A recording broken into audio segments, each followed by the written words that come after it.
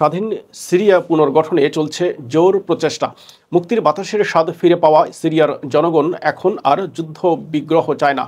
আসাদবিহীন Syria প্রতিবেশী কোনো দেশ কিংবা পশ্চিমা বিশ্বের জন্য মোটেও হুমকি নয় বলে আশ্বাস দিয়েছেন দেশটির নতুন স্বাধীনতা অর্জনের অন্যতম কাণ্ডারি আবু মোহাম্মদ আল জুলানি।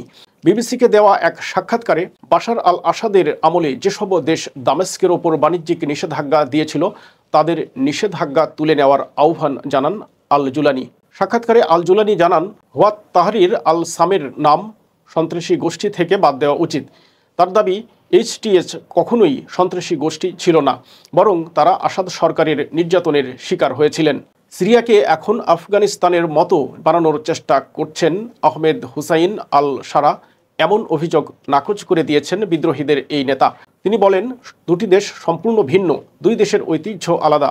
সিরিয়াকে আরেক আফগানিস্তানে পরিণত করার আশ্বাস দেন আল জুলানি। জানান, নতুন সিরিয়ায় বিশেষ গুরুত্ব দেওয়া হবে নারী শিক্ষায়। এদিকে সিরিয়ার অন্যতম দুই প্রতিবেশী দেশ তুরস্ক ও লেবানন দেশটির স্থিতিশীলতা ফিরিয়ে আনতে একসঙ্গে কাজ করার অঙ্গীকার করেছে। তুরস্কের প্রেসিডেন্ট ও লেবাননের তত্ত্বাবধায়ক সরকারের প্রধানমন্ত্রীর বৈঠকের পর একথা জানান তারা।